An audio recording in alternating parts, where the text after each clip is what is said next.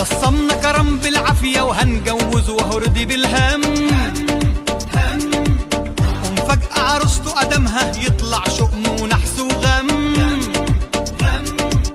ويقولوا في نيزك فكه جاي علينا بسرعة زو. رايح فين يا كرم؟ هنزل اكسر دماغتها. اسمع، انت لو ما قعدتش مكانك هبعت اجيب الشيخ برهان يعمل لك زار تاني. يا عمتي ده عايزه تكسر العربيه، ما تبص لها وهي واقفه قدامك تحت شبه الصفر المقلوب. استنى بس، في ايه يا حبيبتي؟ مزعله نفسك ليه؟ حضرتك انا الحمام بتاعي غرقان ميه. يعني هي جت على الحمام؟ هو انت اصلا عندك حاجه سليمه؟ شايفه حضرتك طول لسانه؟ انت فاكر يعني عشان لوحدي مش هعرف اجيب حقي؟ ليه يا حبيبتي وانا رحت فين؟ انا اجيب لك حقي. هو حضرتك عم كرم؟ ايوه. الحمد لله على السلامه. ده كرم كان قلقان عليكي قوي. انت مالك انت قلق ولا ما تنيلش؟ انت هتعملي نفسك مزروقه كده في العيله. الحمد لله على السلامه. بتقرب شايفه يا طنط بيقول عليا مزروقه يا طنط. سيبك منه. بقول لك ايه، انت بتحبي الفطير المشلتت؟ يس اي لاف ات. يا لافت يا عمتي، يا عمتي دي بنت واقعه، بنت واقعه ومش لاقيه تاكل اصلا، ما صدقت. ربنا يسامحك. يلا يا حبيبتي، يلا اطلعي عشان نفطر سوا. بس انا كنت بروق الشقه اصلها مبهدله ومعفنه. يا ست انت هتعملي اللي فيها نظيفه؟ ده نار الريحه طالعه هبه علينا واحنا فوق. ما انا من يوم ما شفتك كنت مبهدله اصلا. ما انا شكلي وحش قوي دلوقتي. ليه بقى شكلك وحش؟ عايز افهم يعني ليه؟ اطلعي يا حبيبتي، هو في حد غريب؟ يلا انا مستنياك. اوكي على الطرطاب دي جايه لك؟ ها قلت لك واقعه والله يا عمتي، واقعه.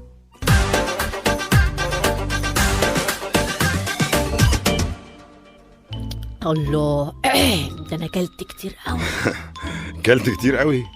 ده انت فضلت تاكلي لحد ما نسيتي ان انت بتاكلي. ما انا حاسه ان كرشي قبيب شويه. بس انت مالك انت؟ هو فطيري ولا فطيره؟ بالهنا والشفا يا حبيبتي. هو انت اللي عامله الفطير ده؟ طبعا كل حاجه معموله على ايديا، الفطير والجبنه والعسل. هو انت صحيح يا عمتي بتصدري نحل؟ اسكت، ده كان قرشه حلو قوي بس خلاص بعد المصيبه دي لا عاد فيه تصدير ولا استيراد. انا حاسه ان احنا عايشين في كابوس.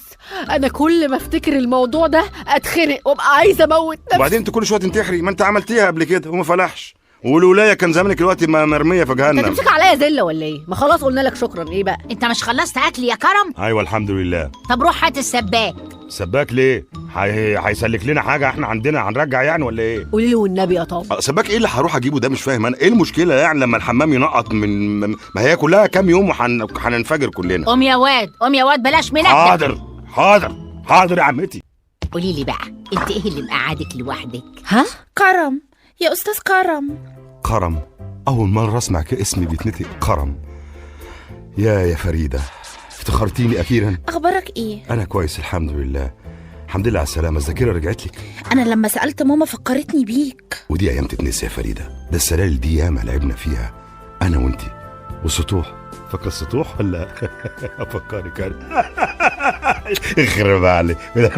فاكره لما مشيت على ايش تقول؟ انت هتقلبي لي بقك تاني. بقول لك ايه، بعد اذنك همشي. استنى بس. عايزه ايه؟ ماما كانت عايزه تشوفك. وطنط كوثر بقى يعني برضك بتتكلم خليجي هي كمان واتش والحاجات دي ولا ايه؟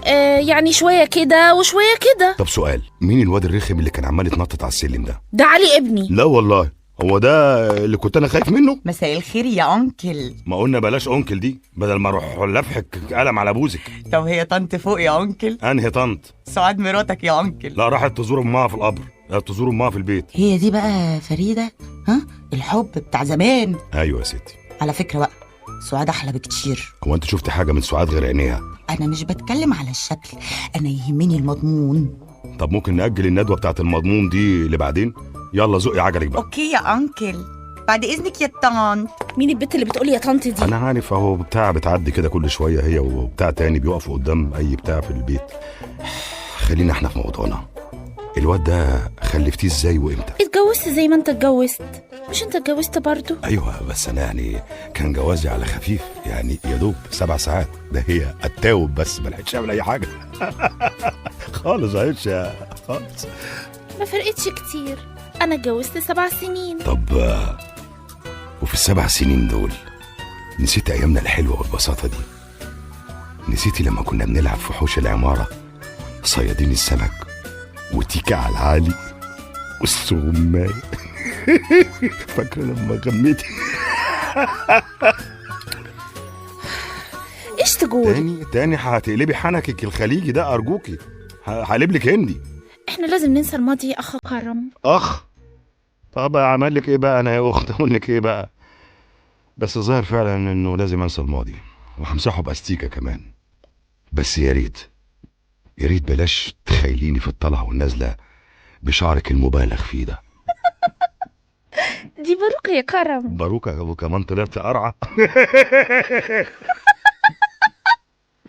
طب انت ايه رأيك بقى نفتح صفحة جديدة؟ نفتح صفحة جديدة؟ ده انا ممكن افتح محل. صفحة ايه اللي هنفتحها بالواد الرخم اللي جايباه معاه كده؟ روحي لحالك يا بنت الناس، شوفي رزقك. طيب طب انت يعني مش هتسلم على ماما؟ بعدين اما تبقى تتدبلج ابقى اروح اسلم عليها.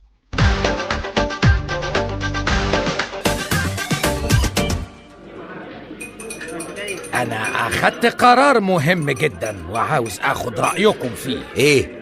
هتتنحى عن رئاسة الاتحاد أخيرا؟ عين العقل يا أستاذ توفيق، ده منصب مليان مشاكل ودوشة، هو أنت عندك التزامات أكبر وأهم؟ التزامات إيه؟ أنا واخد أجازة إجباري من الشغل. أمال القرار إيه اللي خدته؟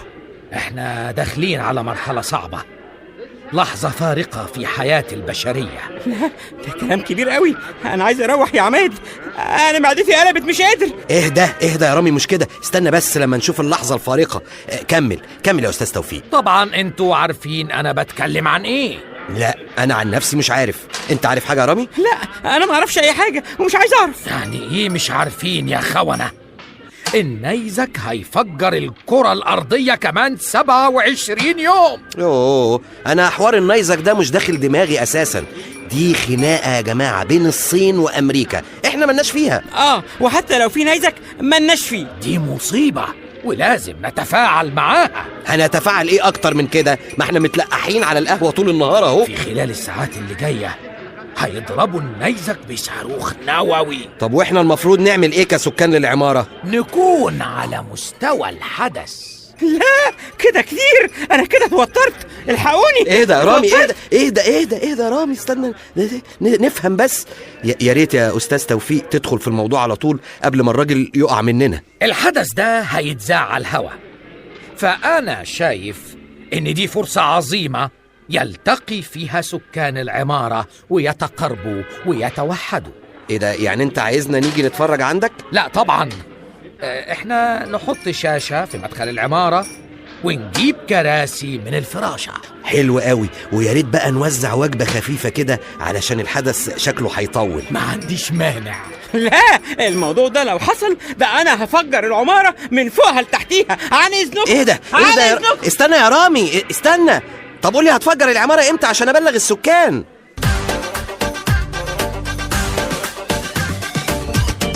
يا متولي، انت متولي الزفت. خير يا استاذ كرم. عمتي فين؟ عمتي انا طلعت الشقه ما لقيتهاش. طب اهدى بس شويه كده يا استاذ كرم. قاعده ازاي يا بني ادم؟ بقول لك عمتي اتخطفت. الست نحمده عند الانسه نيلي. قول الجمله تاني كده. ايه؟ الست نحمده أيوة؟ عند الانسه نيلي. يبقى هي اللي خطفتها. ماشي يا نيلي. في ايه يا واد؟ ايه الغاغه اللي انت عاملها دي؟ انت بتعملي ايه هنا يا عمتي؟ اكيد البت اللي جوه دي خطفتك. ليه؟ هو انت شايفني برياله قدامك؟ ادخل بلاش هوسه. الله، انت ناوي تستقر هنا ولا ايه؟ تعالى بس، انت رايح فين؟ ادخل على الجنينه. ومقصوفة الرقبه قاعده متنتخه جوه سايباك تقوم انت تفتحي الباب؟ سامعاك. الله، ايه اللي مش عليك كده يا بنتي؟ وجبت السلم ده منين؟ متولي جابه من فوق السطوح. يا السلم ده يا ما اتشعبطت فيه انا وفريده. ده انت بتحب الشعبطه بقى من صغرك. بس خلاص بقى، ايامه راحت لحالها. ليه راحت لحالها ليه يا حبيبي؟ طب ما حبيبه القلب رجعت اهي، ما تروح تتشعبط عليه. فريده دلوقتي مش محتاجه سلم خشب، دي محتاجه سلم مطافي. طولت قوي. طب ما قلتليش رايك في بوسينه؟ انت ازاي اقنعتيها تقص بوسينه كده بالسهوله دي يا عمتي؟ ما الشجره لازم تفوق عشان تطرح. يا سلام عليك يا نحمده يا خبيره. المهم جبت السباك؟ مفيش ولا محل فاتح، الحدائق كلها قافله. ليه؟ هو النهارده اجازه؟ لا، كل الناس قاعده في بيوتها مستنيين الصاروخ اللي هيفجروا بيه النيزك. طب انا هعمل ايه في الحمام اللي غرق ميه ده؟ يا ستي لو عشنا لاخر الاسبوع انا بنفسي هصلحه. طب اطلع اعمل لنا لقمه ناكلها. انا عايزه حاجه كده تشاينيز او هندي. خلاص يا ست عينيا، من الهندي قبل الهندي. انت هتاكلي معانا بجد ولا ايه؟ هاكل معاكوا، ايه المشكله يعني؟ ورينا عرض كتفك يا كرة. ماشي يا نحمده، الفيروس اتحول عليكي خلاص.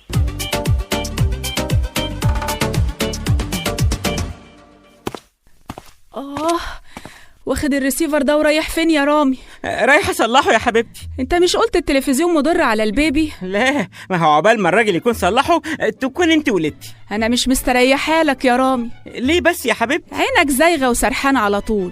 وايه حكايه الاسهال اللي عندك ده؟ اوعى تكون بتاكل بره يا رامي.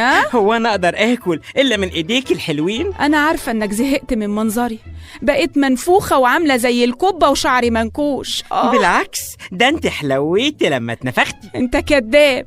هو انت بتبرقي لي كده ليه يا رشا؟ لا ما تبرقليش، انا كده هتوتر منك. انت كداب واللي بيكذب بيخون. انت بتخوني يا رامي؟ اخون ازاي بس يا حبيبتي وانا عندي اسهال؟ انت بتروح فين كل يوم الصبح؟ يعني هكون بروح فين؟ بروح الشغل. الشغل يا حبيبي بعت رسالة النهاردة ان الخدمة موقوفة 24 ساعة نظرا للظروف السائدة. ممكن اعرف بقى ايه هي الظروف السائدة؟ بصي يا رشا، من الاخر كده انا كذاب، وفعلا انا واخد اجازة لمدة شهر. انجز. اسمها ايه؟ هي مين؟ عشقتك يا حبيبي. يا حبيبتي انا واخد اجازة علشانك. الدكتور قال لي الشهر ده هو عنق الزجاجة، وأول ما تطلع من عنق الزجاجة هرجع الشغل. هو عندك نمرة الدكتور، اتصلي بيه واسأليه. ولما انت واخد اجازة بتروح فين كل يوم الصبح؟ أنا ببقى مرمي على القهوة كده هنا اللي في آخر الشارع. ياه، يعني انت عملت كل ده عشاني؟ طبعا يا حبيبتي. عرفتي بقى ليه أنا على طول عندي إسهال؟ طب ما تعرفش ناقص قد ايه على عنق الزجاجة؟ 27 يوم. اتأخرت كده ليه يا نهى؟ كنت بصور المحاضرات اهو اتسلى بيهم في البيت. من هنا ورايح مفيش تسلية، احنا هنذاكر بجد. ده على اساس ايه يعني بقى؟ على اساس اني جايب لك خبر ب1,000,000 جنيه لسه نازل من على النت حالا. بجد؟ لا بص شادي، لخص والنبي. خبر ايه؟ امريكا اعلنت انها هتفجر النيزك النهارده الفجر. احلف بجد؟ يعني خلاص يا شادي؟ ايوه، يعني بقى في بكره وهنحلم بقى ونكمل كده وكل حاجه بكره وبعده والعمر كله. ثانيه مش مقتنع. الشوارع فاضيه كده ليه؟ المفروض الناس تخرج وتفرح وتزقطط يا حبيبتي كله روح قاعد قدام التلفزيون. انا عايزه احضر اللحظه دي معاك.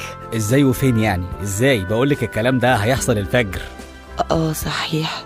انا جات لي فكره. اوعى تكون نفس الفكره اللي في دماغي تقريبا. يبقى ضن ونص.